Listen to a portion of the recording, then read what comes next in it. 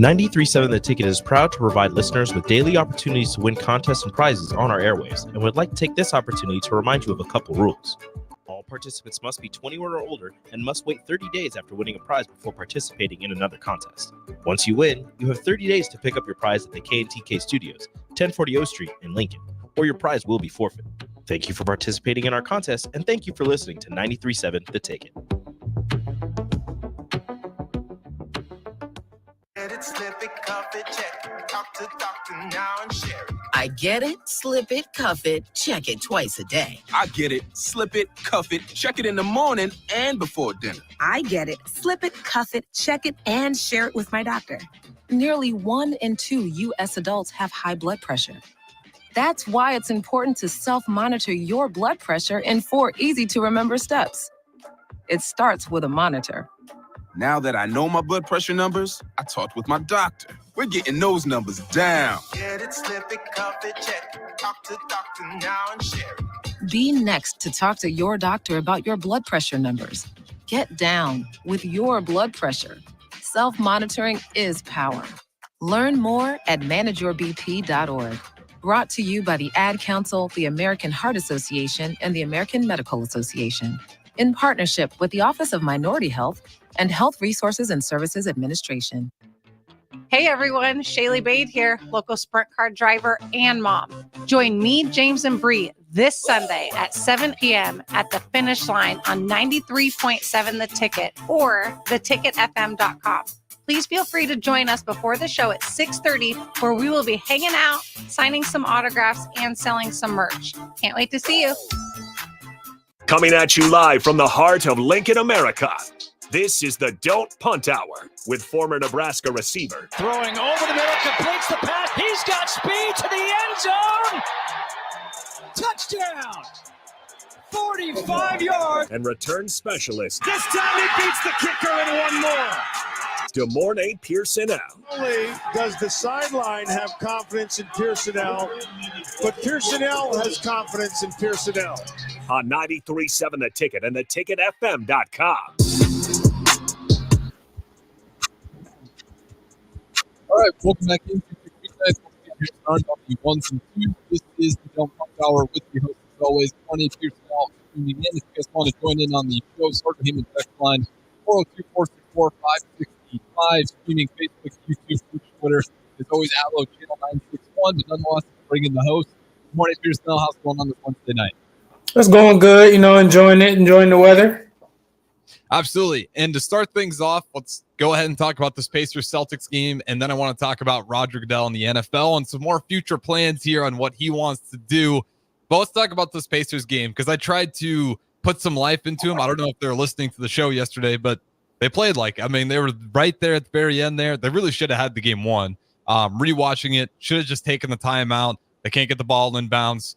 Gives the Celtics a chance. Jaylen Brown, he makes a clutch three. They find themselves in overtime, and Tatum just kind of takes over. Thoughts on the OT game between the Pacers Celtics last night? They're a young team, and you see those. Those are mistakes that that they did. I mean, just game management at the end. You play the perfect game. You get things, how you want them to be. You're pretty much sealing the win, and literally 2 turnovers. The last 2 turnovers of the game, right then and there. Mm-hmm. The last 45 seconds of the game was just horrible. And just if that's happening and everything like that, okay, take the quick time out, talk about it, talk their strategy, reel everybody in to where they know what's the next step. Not just just go out there and just heave it. That was sad, because I definitely thought they deserved that game. They should have won. They should have won. Yeah, and I'll give credit to the Pacers head coach. He did take the entire blame. He's like, yeah, I should have just taken the timeout. We take the timeout, we get our gathering, and we just go ahead and find a way to close out the game. Instead, the last 10 seconds were an absolute mess. You just needed to take the timeout, make sure you got to play drawn up. So you just get it in bounds, take the free throws. And then from there on, I mean, yeah, there's a way you can still lose it, but it's about 95% locked. They're going to go ahead, maybe even higher, 99% locked. They're going to win that game. But really just fell apart. what does this do to the Pacers' odds? Because I have a hard time believing the Celtics are going to be that lackadaisical again heading into game 2. But the Pacers, like I said, they did prove that there's some mismatch problems out there for them. It opens the question, just are, the Pacers really that good, or was, the Celtics just an off night, or, just a slow start? Jalen, other than the big shot, I wouldn't say non-existent, but sometimes it's like, what are you doing?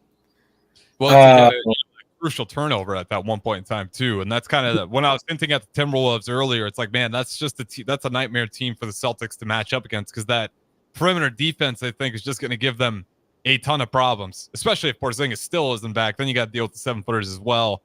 It's kind of like chalking it up to you're really hoping Brown can improve significantly in his ball handling, or have somebody else step up in that regard that can just be a solid playmaker and keep the turnovers down. I think,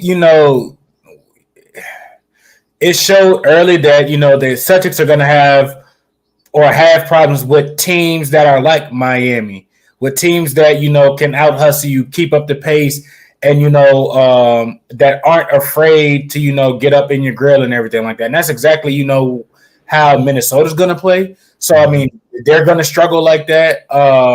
They might not let it get to the way it's gotten like that, this first game, but credits to, Indiana. They came in there at Boston.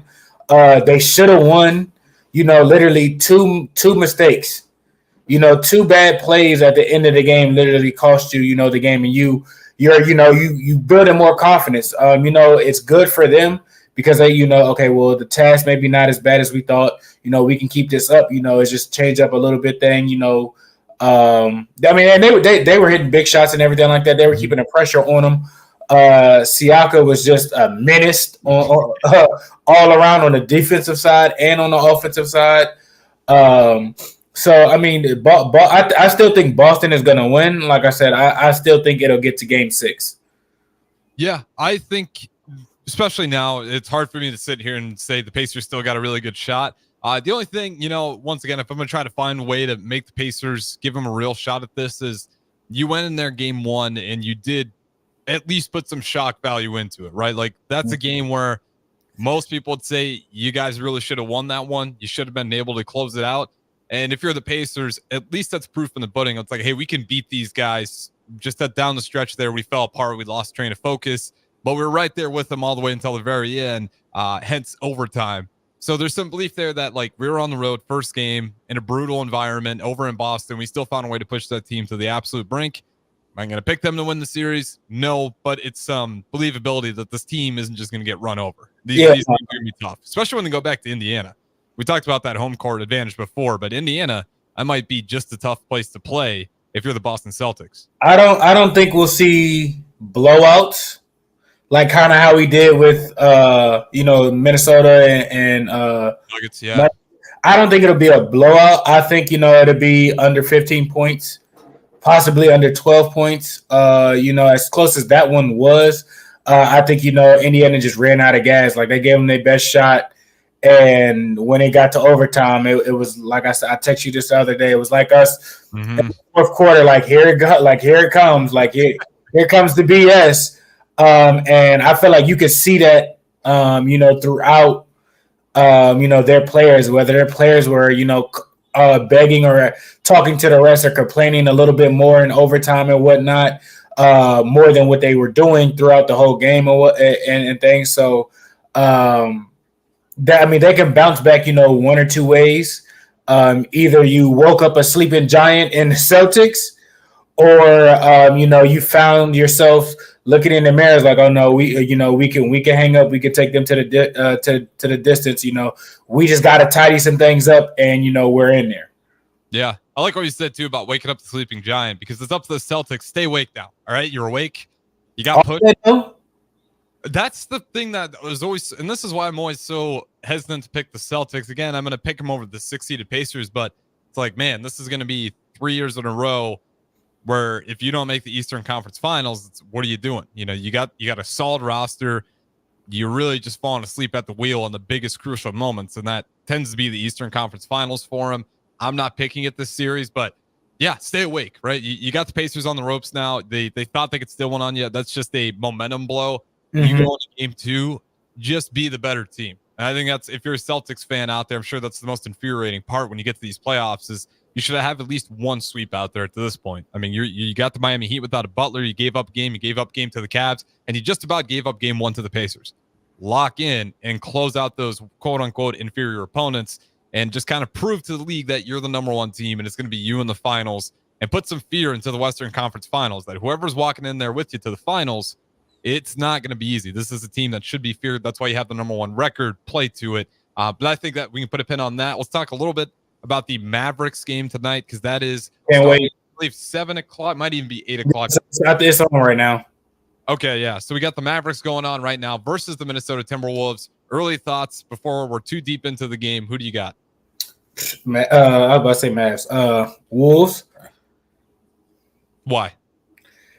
I mean, they've been the most dominant in the postseason. They've been, the one to, knock out Goliath and the Nuggets.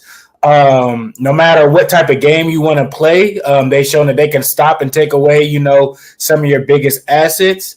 And that however they want to play, like they're going to dictate the game, and, it's going to be tough to, hang with them. Mm-hmm. Yeah, it's going to be interesting. This is, to me, it's going to be that Daniel Gafford game. He's going to have to really show up. He's going to have to kind of be that X factor throughout all of this. He's as close to being 7-footer. He's going to be the one that's going to have to try to fight, what I'm just saying, swing up a class in terms of the size out there, because he's going to be dealing with the 7-footers. He plays pretty well with Luka and Kyrie, but again, that's just size mismatch. I feel like if he guards Towns, it's a mismatch. Mm-hmm. Gobert is, a one-trick pony. So, I mean, you stick him on there and let Towns go off. I mean, throw Dwight Powell, throw some muscle at him. Like, I mean, that's 2 centers in the game for you. But what do you do when you got those 2 7-footers and Gobert? And because Karl-Anthony Towns is going to stretch anybody, so you don't want to put. As I said, that's not that. I don't think him playing Towns would be smart. Just as long as Towns can attack and just not becomes a perimeter shooter. That pisses me off. It's like, man, get an easy 2. You know what I'm saying? Get to that mid-range stuff. I'm not saying you don't got to stay in the paint, but there's no reason for you to always be on the outside and looking for the 3. Like, that's not what they got you there for. Now, has it come in clutch in times and everything like that? Yes, but it's also gotten them out of rhythm. Mm-hmm. So I think whoever is guarding Towns, that's a key matchup. You need Towns to be lively, right? 7'1" lively, the power forward. That's probably the best, and he's at least fast enough where he can hang out there on the perimeter. And that's the part when Rudy Gobert's down there in that center, and he's gonna claw. He's not going out on the perimeter. So like I said, like that's not Rudy's.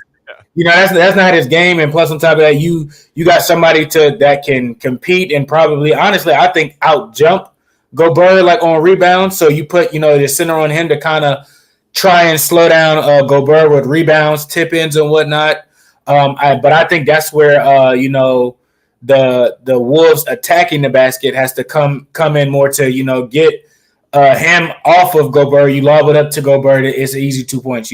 So whichever your poison you want to do you want to get the foul and stop whoever's driving, or do you want to give up the easy 2 to Gobert? So I think that's another matchup that the Wolves have to kind of put them in a position to be not in a good spot.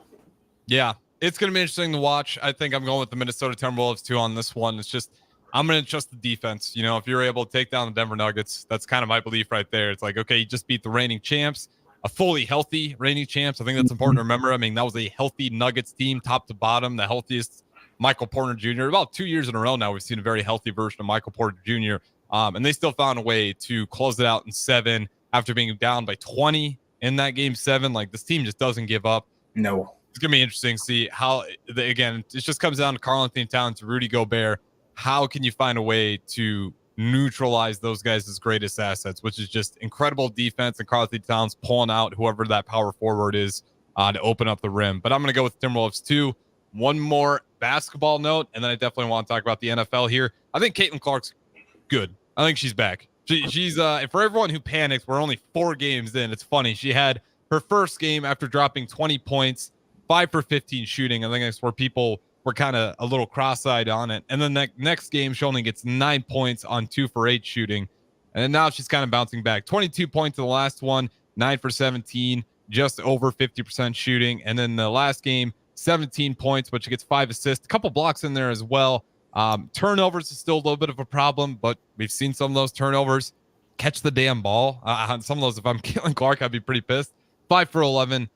I think she's fine. 3 for 7 on 3-point shooting. I mean, is this kind of, you think year one, we're already going to kind of hit strides with Caitlin Clark? They're 0-4 now. Again, Indiana Fever, number 1 pick for a reason. I mean, what are people's, expectation? Did they expect MVP? I'm not even kidding. I think they want an MVP. Don't get me wrong. Like, Caitlin Clark is, an amazing athlete, but she wasn't Maya Moore. Maya was a number 1 draft pick and took her team from last place and won, the whole thing that next year. Like she's not, that. And I don't know if, her team is in a worse situation than what, Maya Moore's team was, but what are people's expectations of her to do there? Basketball is a game of runs. It's playing at the next level. It takes you some time to adjust. So just because she's not getting 30 and 40 points in the first 4 or 5 games consistently, like, oh, it's a problem. No, it's an adjustment. Like, she'll be fine. They'll win a couple games, once they, build their confidence and kind of understand what they're doing. But I mean, they haven't had much time with her to really, put something together. So I mean, like, what you? I mean, she knows where she was going and whatnot, regardless. But, like, what is a realistic, expectation for her in her rookie year? For what, like, do people expect? Do they expect her to be her team to be a contender for, a WNBA championship? No. Do you expect them to be, a playoff caliber team? Probably not. So, understand, what realistic expectations are for her and the team. She's going to play well. I mean, could she be an all-star? She could be, still early and whatnot and everything like that. But that's, that's obtainable. Mm-hmm. She's going to get hers. So, I mean, just give her some time, let some things go. I'm not too worried about her at all. She'll figure it out. The good ones do. Yep. And I think that's kind of what we're seeing already. 4 games in. Yeah, the shooting numbers at times could be better. Turnover numbers, certainly a problem. But that's rookies, NBA, WNBA. That typically tends to be a pretty big problem for him. And again, if we're talking about just points as a whole here, Maya Moore in her rookie year, when she won Rookie of the Year as well and took that Minnesota team all the way, she was only averaging about 13.2 points per game. Now, she wasn't taking nearly as many shots.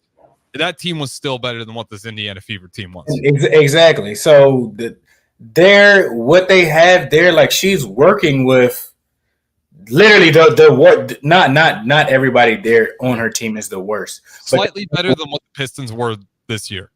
I mean that in the best way. Even in the best situation, like, so she has to create, scoring opportunities for herself, not only for herself, for her teammates. Her teammates have to do their part and make shots, catch the ball, not turn the ball over, stop somebody on defense. So a lot of that stuff won't have too much to do with her. Mm-hmm. On her part, is she getting scored on terribly? Is she not guarding females? No, they're not saying that. Oh, well, they're not winning and she's not putting up 30. That's what you're used to. That don't mean she can't obtain it. She's already hit strides and show you that she can get 20 easily if she wants to. But, she's having to do a little bit more, facilitate the ball, create openings for, other people and whatnot. And people are giving her their best shot. So it's not easy. Yeah, we talked about that. Like, definitely has a target on her back for obvious reasons. Like, everyone is going to want to try to get at Caitlin Clark because, and rightfully so, right? That's kind of the fun part, sports competitive spirit. They feel like they should have had spotlight earlier, yada, yada, yada, whatever. It's fun to watch. Moves the needle. We're all going to watch a little bit more as a result of it. And again, the turnovers, they're a problem. But this is also just kind of where the WNBA is different. Like, that turnaround of getting drafted and then playing to regular season is like that. It's not like the NBA where you get to work out with your team, get used to it, do the practices. Okay, this is kind of how we operate. It's like, here's the keys. Don't be bad. Please don't be bad. And she has high turnover numbers, but I expect that, again, rookies are typically struggling with that, especially if you just immediately turn around and start playing NBA basketball and not getting used to the team and how they operate. Like I don't even think like the WNBA has like a summer league. Like the NBA has a summer league. You get drafted, you're working out with your teams, you go through summer league and everything like that. You get months. Like if I'm not mistaken, I don't even think they get 2.5 months after, being drafted before like, the regular season is here. They might get, a preseason game or two or whatever, but it takes more time than that. Even in the NFL, they get drafted in April and you got, the rest of the summer, you got training camp and everything like that. You got months. Even, once we get released from, OTAs and everything like that, people are still work out and whatnot. So you got 4 or 5 months before you actually, step in and really play an actual opponent. Mm-hmm. And then you compare that to the WNBA. You're drafted at least this year, drafted on the 15th of April. Less than a month later, you're playing regular WNBA season basketball on May. She probably just got, the offensive sets. Like she still knowing the names, still getting used to the city and whatnot and everything like that. The ink on her Nike contract probably ain't even dry yet. Like, come on now. That's what I'm saying. Like, be realistic with, expectations necessarily of stuff. And I'm not saying like, oh, she's a woman or anything like that. Like, no, just be realistic of the situation of what, she was in. Mm-hmm. Like, been there for a month and already, or a month and a half, and already, playing in the WNBA, the highest level that they can go in her profession. And y'all expecting her to treat it like, what she was doing at Iowa. Even when she was at Iowa, her freshman year, you ain't really, hear about her. Sophomore year, things started to pick up. So, things take time. Mm-hmm. Yeah, and then even if you had reasonable expectations, she's surpassing them. Everything but the turnover numbers, she's doing a pretty damn good job. She's playing well. She's checking the boxes. Mm-hmm. When you turn on the film and everything like that, she's doing what they drafted her to do, other than outside of winning. But she also needs help too. Even her teammates at Iowa were still helping her out. They got drafted and was getting buckets and whatnot. So it's like, come on now. Yeah, again, the Indiana Fever team, I think they're obviously going to make some moves to try to build that roster up. But yeah, it's going to take more than just Caitlin Clark. And that's just kind of the state of basketball, men or women's. You need more than one player. Maybe back in the day, you can have one star player. But now, especially in the NBA, it's like if you don't have at least 2 all-stars, good luck. And if you're capped at 2, like you're probably not even going to get to the finals. Because you look at the Timberwolves, it's just loaded with all-stars. You go from Anthony Edwards, like who knows what his ceiling is yet, but he's obviously got that caliber level. Rudy Gobert, Defense Player of the Year, Karl-Anthony Towns. He's been an all-star player several times already. Conley's a real respect. Like that's not anything slight. He got one All-NBA team, correct? One All-Star game. The Mike Conley, because didn't it take forever for Mike Conley to finally get an All-Star game? I'm going to look it up quick here before we go to break, but I believe Mike Conley only has one All-Star appearance, which is crazy for how Cat's an All-Star. He made a few All-Stars, if I'm not mistaken. Okay, let's see. Okay, yeah, he made a second team in 2013. Okay, yeah, he's gotten a few times, so at least he's gotten some respect. His most recent one would have been 2021. He made an All-NBA defensive team, so he's getting some All-NBA awards at least at this point, but. Yeah, just crazy long tenure. And that's kind of what it takes now. And then even if you love Caitlin Clark and she thinks the best player out there, best ceiling, you're going to need a better team if you want to win games. Hence the 0-4 start for the Indiana Fever. With that being said, though, we're going to throw it to break. On the other side, I want to dive into NFL because the 18-game regular season, it's going to happen at some point, it sounds like, because Roger Goodell won't drop it. Maybe there's some sacrifices that he's willing to make in order to get to that 18-game regular season. Just we'll talk about that on the other side. Great. Okay. Yeah. Hold the emotions, I will say. We'll talk about it just a little bit. Don't go anywhere. We'll talk to you guys in a second. Highball Bar in downtown Lincoln is open and located just north of 11th and O Street. Highball Bar offers a vibe and atmosphere like no other, making it the perfect place to grab a drink or beverage. Highball Bar features great events such as Karaoke Sunday, $4 Tito's on Mondays, Jack Daniel's specials on Wednesdays, and much more. Make Highball Bar your go-to spot after a hard day at work or on the weekend. Highball Bar, located at 122 North 11th Street in downtown Lincoln. Join us each Saturday from 11 a.m. to noon for Youth Football 101 with Tank Perry of the Nebraska Red Wolves of 7-on-7 football. The future of the sport depends on the foundation set at a young age. Hear those stories and more each Saturday from 11 a.m. to noon here on 93.7 The Ticket. A team succeeds when they work together. Banking's no different. At UBT, we're in your corner for every financial move you want to make. Your money's backed by a roster of experts who put in the work to know you and your community. So whether you're opening a savings account, buying a home, or planning your future, you always know who to turn to. Working together toward your financial goals. That's a win in our playbook. Union Bank and Trust. Equal housing lender, member FDIC. Okay, kids, Dad's gonna teach you how to dance. First, spread your feet apart. Then, pump your knee, nod your head, shake your hips, and bite your lip ever so slightly. Now, with one hand in the air, point at people with the other hand. I call that the rock star. Dance like a dad. It's a great way to make a moment with your kids. Now, make a face like it just smells something bad. Visit fatherhood.gov. Brought to you by the U.S. Department of Health and Human Services and the Ad Council. Nominations for the Step Forward Awards are now open.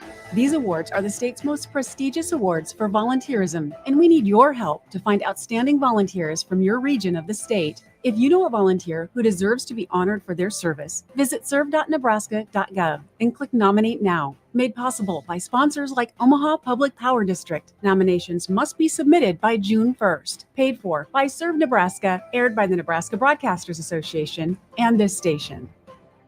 Hey, Husker Nation, Matt Davison here with 1890. It's an exciting time to be a Husker fan, and to keep that momentum going, we need your help. Nebraska has always been a leader in college athletics, and we're doing the same through name, image, and likeness. NIL is a unique opportunity for every Husker fan to have a direct impact on the success of our programs. Through 1890, 100% of your contribution goes to the student athletes.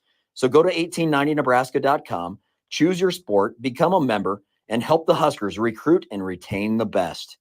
Go Big Red. 93.7 The Ticket. Fox KFXL weather. Brought to you by Bryant Air Conditioning, Heating, Electrical, and Plumbing. Your Lincoln forecast for today. We'll see mainly sunny skies and light winds with an afternoon high around 75. Tonight, mainly clear skies with an overnight low around 53. And tomorrow, we'll see mainly sunny skies, but showers and storms possible in the afternoon. The high around 82. I'm meteorologist Kyle Fletcher for 93.7 The Ticket and theticketfm.com. Hey, baseball fans, join the Blur Tailgate at Hilton Omaha this June for our 12th annual hospitality event during the College Baseball Championship Series. Book an experience for your clients or employees with an inclusive bar, buffet, TVs, music, and tailgate games. Secure your spot today and let Blur Events take care of all the work so you can enjoy the day. Plus, we're just steps away from Charles Schwab Field. Visit blurevents.com to book your group, buy tickets, or learn about sponsorships. That's blurevents.com, your college baseball and football tailgate destination. Hello. Angela, we have to break up. But why?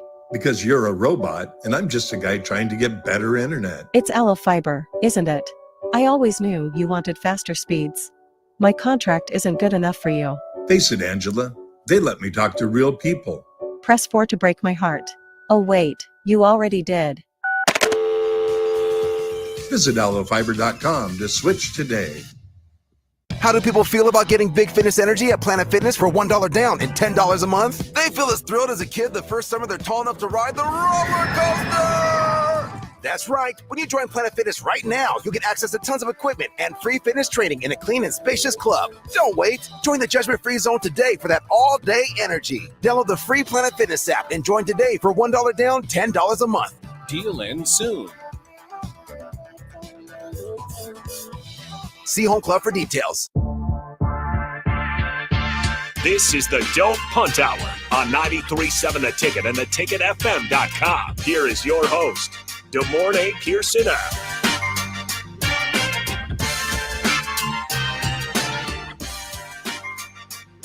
right, welcome back into the Don't Punt Hour. Once again, Harrison Arns on the ones and twos, and we got Demorne Pierson-El as well joining us shortly here. But again, if you guys ever want to join in on the show, Starter Heyman text line always open to you, 402-464-5685. We talked a lot of NBA in the last segment. Now let's break down with some NFL. Roger Goodell hints at, and he said this a few times, one time on the Pat McAfee show, now he's doing some side interviews as well, talking about potentially eliminating preseason games to add that 18th regular season game for player safety. But when I think about preseason games, I don't think about the starters really even playing, so I don't know if that saves them at all. Your thoughts on this? Because the conversation is going to feel like it's going to keep popping up until Goodell gets his way. He can in regular season. He can talk about what he want to do and everything like that. They just signed a new CBA like 3-4 years ago, collective bargaining agreement. So what that was said, and that's when it changed from I think it was around COVID or a little bit after COVID. It was a couple things changed, that happened in that, and that was one less preseason game and adding one more game and whatnot. But a lot more benefits, a lot more roster spots came open on practice squad. 4 spots came open on active rosters spots and everything like that. So he can talk about him wanting it, but they have an agreement already signed, and majority of the players probably it would have to go up to a vote, and the players aren't going to vote for it. This and the NFLPA probably isn't going to allow that to happen, even if they wanted to or not. So I don't think that it's moving anywhere now. In the next 4 or 5 years, once this agreement is up, because they signed it for 10 years. Yeah. So once that agreement is up, then there may be something, or they might negotiate something in there or whatnot, but. That's crazy to play 18 games with only 53 or 73 dudes total on a roster, and you can only, and the active roster is only 46 or only 48. Mm-hmm. And you want people to do that for 18 games? And then that's not even, playoffs. Yeah. So that's not smart. That's not good. If anything, open the rosters up and have more, people being allowed on the active roster and on practice squad. Yeah, I'll make this quick and short because I agree with you 100%, and I've said it 100 times already. But stop, enough with this 18-game regular. Stop talking about player safety. For the love of God, stop talking about it. If you're going to keep trying to add this 18th game, the hip tackle, the kickoff, just stop talking about the 18th regular season game. Then, if it's really about player safety. Enough. Just drop it. Move on. You make enough money with the NFL already. I don't get it. I really don't get it. They said, the safety stuff, and then, teams got another, midweek game, another Thursday night game, or an additional Monday night game and whatnot. So, clearly y'all don't care as long as you making money or whatnot and everything like that. So, it's crazy, and don't believe the smoke screen and what they say. He's saying what he's supposed to say in front of the right camera. Well, you're right on that, because we got our guy Tater in here. And Tater says, get rid of preseason. It's pointless. And when it comes to preseason, I really don't get that much out of it. I don't care. And he says, yes, for 18 games. Let's go. With a swear word in the middle. Does getting rid of preseason at all make sense for it? Okay, we got rid of preseason, so now can we have our 18th regular season game? Does that actually equate to players? Do you think they buy into that? No, because the preseason games will eliminate dudes, undrafted free agents, 7th round. You eliminate, jobs for that guys. You pretty much are saying, yeah, you can come, to practice and whatnot, and teams really won't know what you really got. And you telling me that, these coaches are gonna give opportunity to undrafted free agents to with their job on the line? No, they're gonna put, we drafted, we're gonna hold on to all 7 of our draftees, and in 2 years we'll see. So no, I don't think that would hurt guys who didn't get full opportunity or that didn't get picked up. It would hurt them. it's a lot of reps, for, these rookies to get in a game to experience things and kind of just get their feet wet and see what's expected in a real game-like situation and scenario is different than college. So I don't think that would be smart at all. Secondly, you would increase major injuries out the gate. So for 5-6 weeks, they've been hitting each other and everything like that, but it's still not a full game. I remember I think it was a year COVID happened. We had a lot of significant injuries that year. Why? Because we didn't have preseason. Yeah. You had everybody tearing their ACLs. That's right.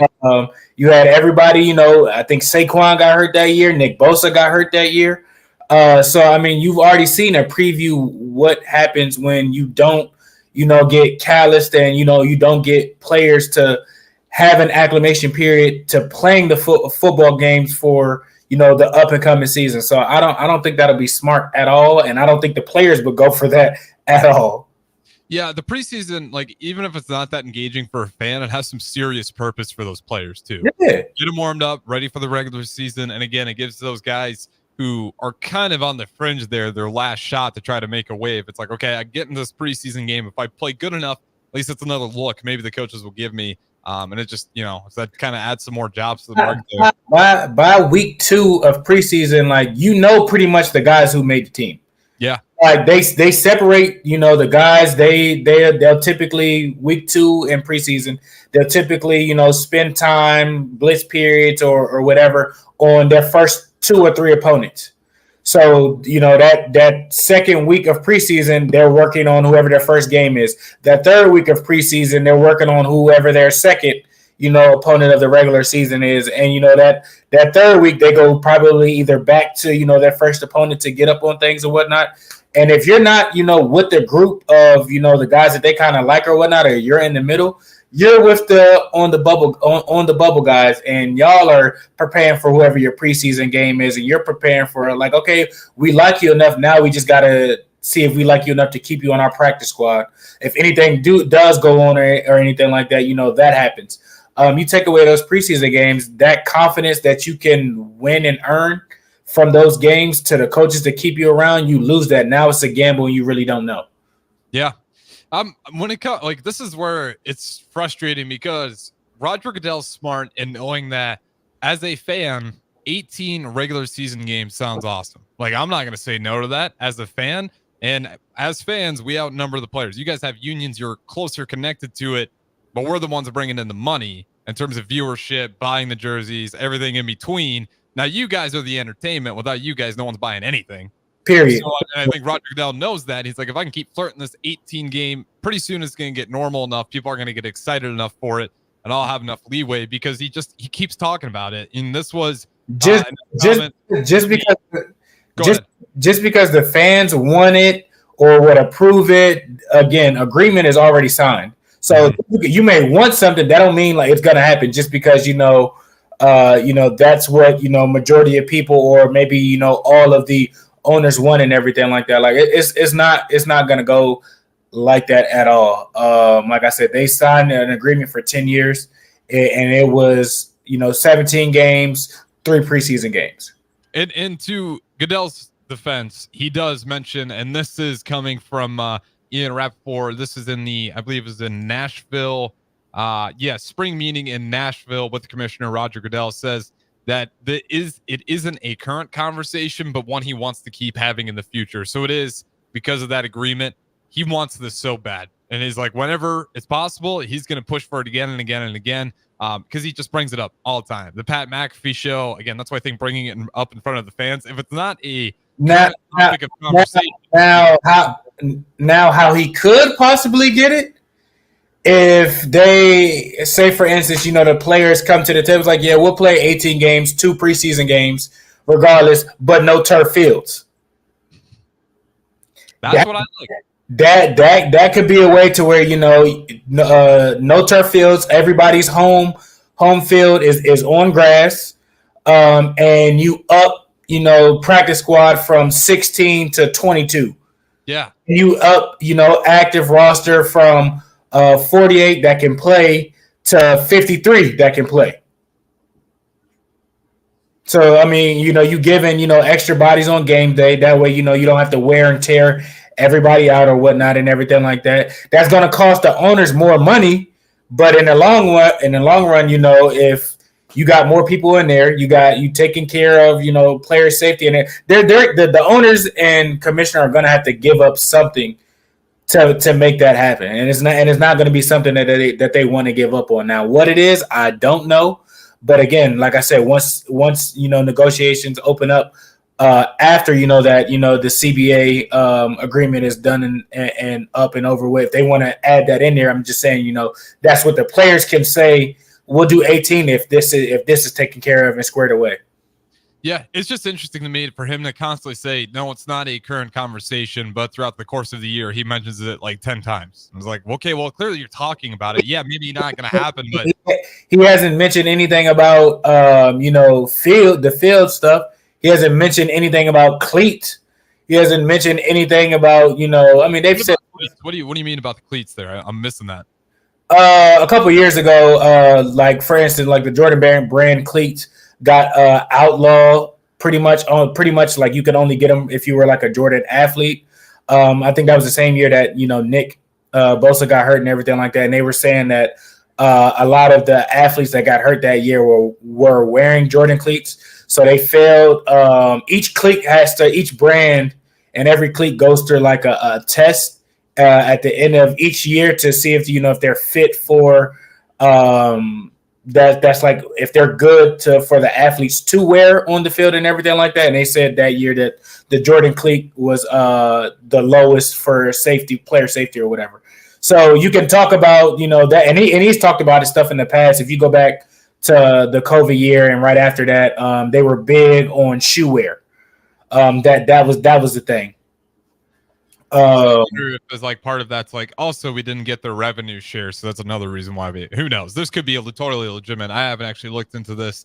Okay, other than the color thing, yeah, I'll have to do figure out how unsafe those cleats were, but it wouldn't surprise me either that it's like these are very popular and we're not making us enough money if we want to off these, so therefore we're going to go ahead and ban them.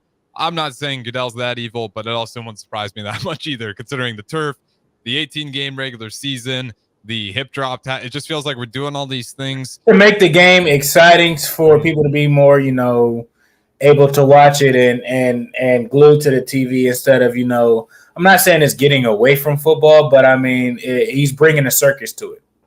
Yeah. If you had to give a guess, like part of the reason why obviously they want to try to bring some offense into it. And I think they're going to say player safety, but I think that's what the kickoff's about. I think that's what the hip drop tackle's about.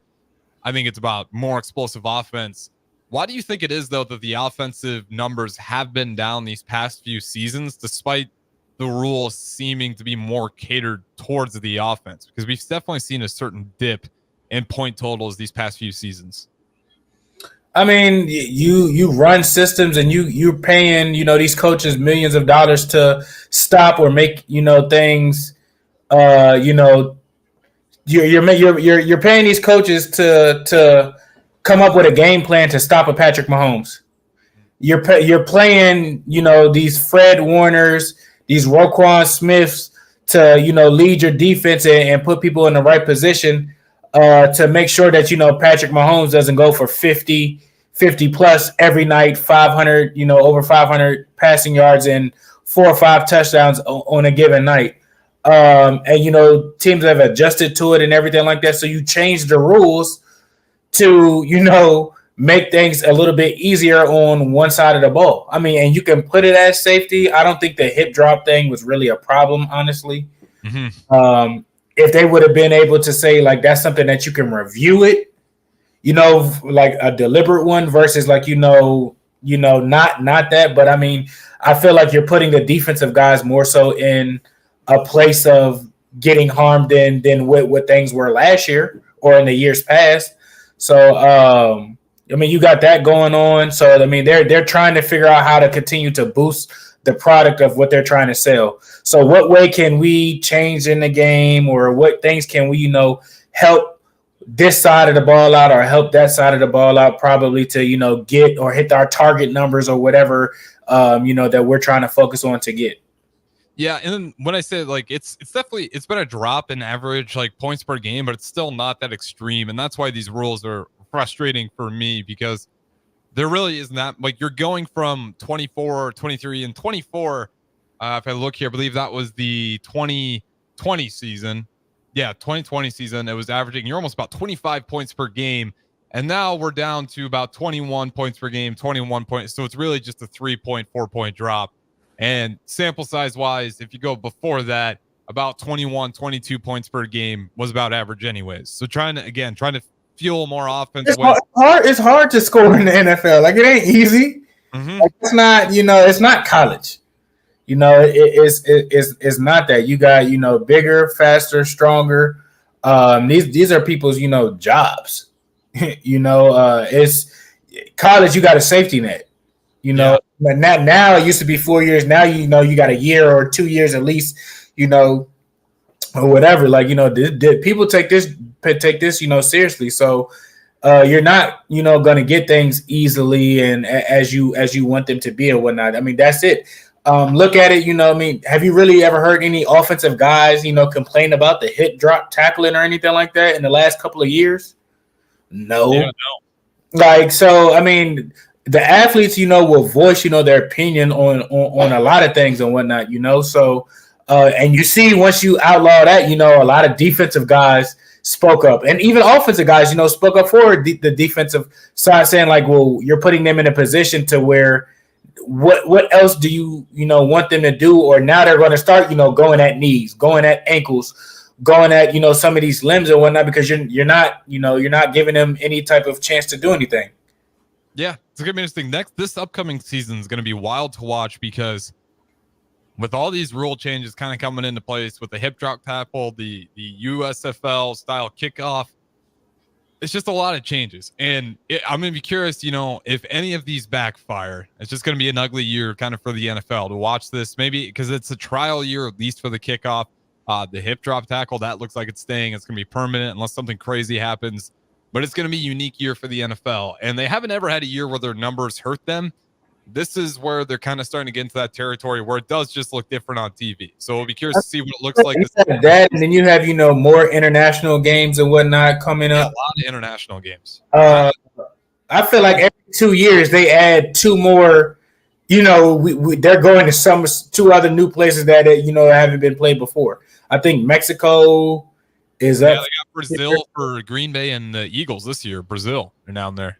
So player safety. So how does that work with travel? They typically go out there for a whole week, and typically after that, that's teams bye weeks and everything like that. So now it's there's a lot of questions of things, and I get it. The international thing, you're trying to push that, but how does that help guys' safety that are playing in the league now? Exactly. It always kind of goes back to that. It's like we do all these other things, but we talk about safety as the reason for doing it. But we're going to do X, Y, and Z on the side that completely go against, let's go ahead and bring the Seattle Seahawks and drag them all the way across to Europe. That's a hell of a travel time. Stuff like that, it's not ideal for player safety, player rest. And then you talk about 18 game, a lot of things to be questionable about in terms of player safety, Roger Goodell, and why these choices are really being made. But with that being said, we'll throw it to our last break here. We'll be short and sweet on the other side, so don't go anywhere. This is the Don't Punt Hour with Demarnay Pierson-El. RC's boxing production is proud to present the new prospects at the Complex. Come enjoy a show of Lincoln's best professional and amateur boxers on Saturday, May 25th at the Complex, the former location of Champions Fun Center. Doors open at 6 p.m. with first bout at 7 p.m. Learn more about the boxers and buy tickets at thecomplexlincoln.com. You won't want to miss this event. It's the new prospects at the Complex on Saturday, May 25th at 1555 Yolanda Avenue, right off of Cornhusker Highway. What's your radon level at home? Don't know? Find out with a call to Bryant Air Conditioning and Heating, 467-1111 for radon testing and mitigation. Law Group is committed to the defense of your liberty and pursuit of your justice for those that have been injured. My name is Seth Morris, attorney with Liberty Law Group. If you've been injured in an accident that wasn't your fault, call 877-42-LIBERTY. Our relentless trial attorneys are committed to the highest quality legal representation. At Liberty Law Group, we will fight for you. Call 877-42-LIBERTY. Again, That's 877-42-LIBERTY.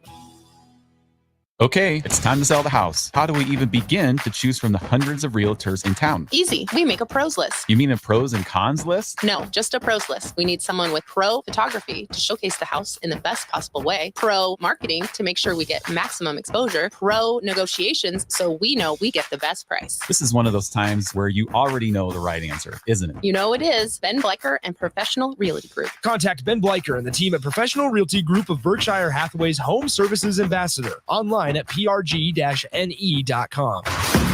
Tanner's Bar and Grill is the perfect place to watch your favorite MLB teams this spring and summer, as well as Nebraska baseball. Enjoy Tanner's delicious hamburgers, chicken lips, and daily specials, and wash it down with one of their tons of options of beers. You'll never have an issue finding the game, as there are TVs everywhere throughout the space. So get in early and grab your spot and settle in for an afternoon or evening of baseball at Tanner's Bar and Grill, 30th and Yankee Hill.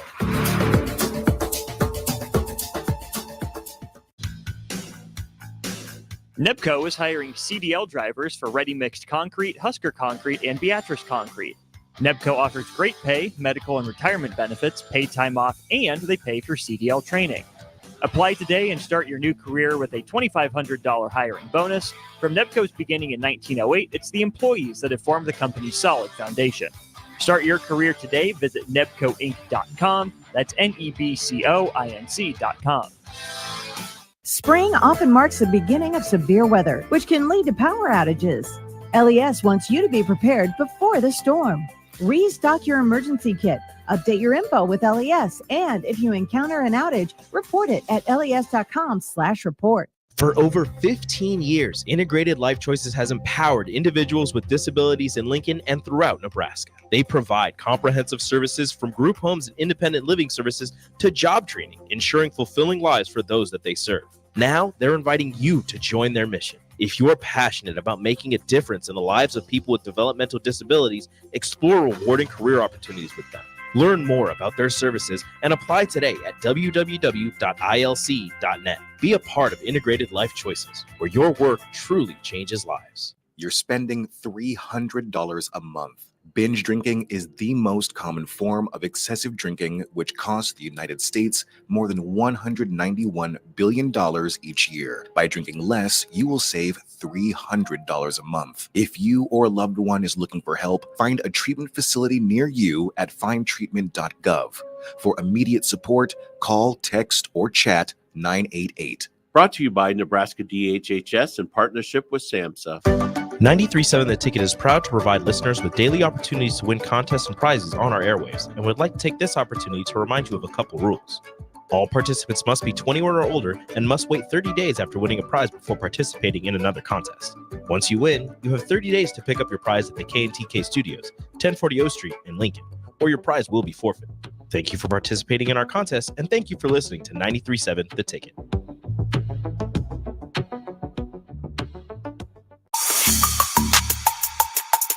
This is the Don't Punt Hour on 93.7 The Ticket and theticketfm.com. Here is your host, DeMornay Pierson-El. All right, wrapping things up here on the Don't Punt Hour with DeMornay Pierson-El. The host is always streaming in. Harrison Arns on the ones and twos. We got a little bit of time here left, and to wrap things up, let's talk Nebraska college football. And do we drink the Kool-Aid or not drink the Kool-Aid? As more and more preseason rankings come out, you got USA Today, top 25 team. They got them slated at 25. Joe Klatt, he says, you know what, Nebraska preseason top 25. You can go on multiple articles. More and more people are throwing Nebraska top 25 team.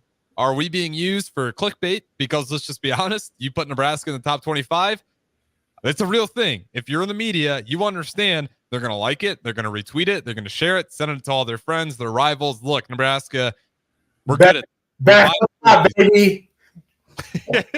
How real is this? How real is this, do you think? I'll say, at least for Joe Klatt, I think he's honest, because he doesn't ever seem like a guy that he's usually pretty accurate with these, not too far off. Again, when you get to top 25 teams, you're going to have a lot of misses because it's so wildly impossible, but I don't ever see him making a joke out of it. But how real is this for this many people to keep putting Nebraska as a preseason top 25? I mean, with a true freshman quarterback leading the way, whichever one it is. I'm not saying it's Dylan. I'm not saying it's Danny. Whichever one. that's a lot of pressure. So that alone makes me nervous. Honestly, I wouldn't pay attention until week 4. Yeah. We'll see, what they got, once they get, into a rhythm of things and everything like that. So early on, I'm not buying into it. I have to see what, these young, gunslingers can do, and what they can do consistently. And, what are their struggles? Are they, struggling with everything that, a typical freshman would, or are they elevating the game and they can play? They just need some time to kind of adjust it, slow down a little bit. So, yeah, and you better figure out how to play quick, right? If we're gonna put this if we're gonna be real here, preseason top 25. Again, UTEP, you should win, but Colorado night game. I'm not gonna write off Colorado. I'm not writing them off. That's an early test. You got you got 2 probably for sure top 5 picks. Mm-hmm. So you got one that your defense will be facing, or 2 one that your defense will be facing, or 2 that your defense will be facing, and one that your offense will be facing, because Hunter he gonna play all over. So that's a big game. It's Dion, it's us versus Colorado. They got some pieces in there and whatnot, and they expect it to be a lot better than what they were early on. So if you pick up that game and win, that says something. If your young quarterbacks, can weather that storm and show, poised to get things done and whatnot. Okay, now you're seeing, okay, I like it. I like where things are going and whatnot. Like I said, by game 4, you'll know exactly, what we got and what we're working with. Yeah. Well, game 4, another night game. Illinois.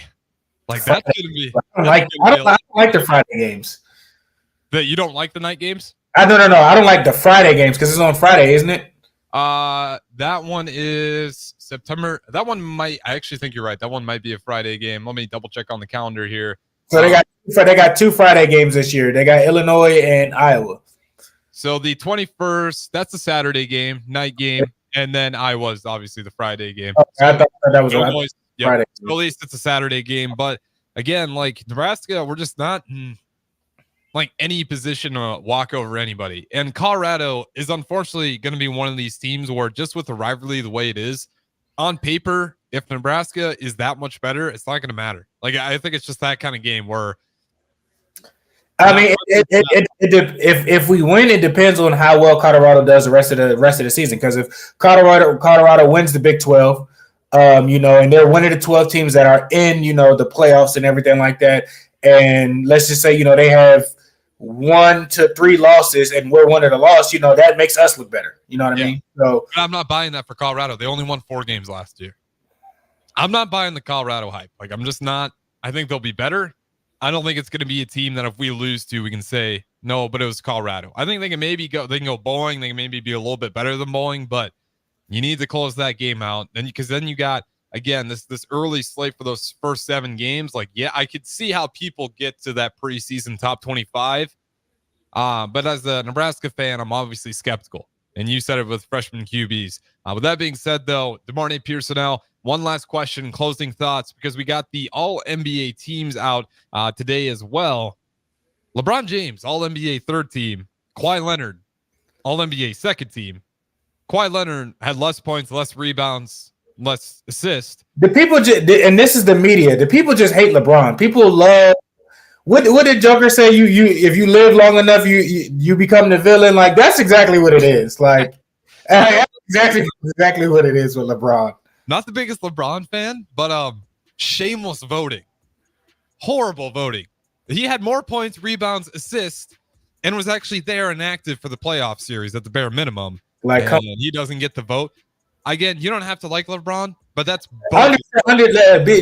just have some truth with it. Like, be reasonable.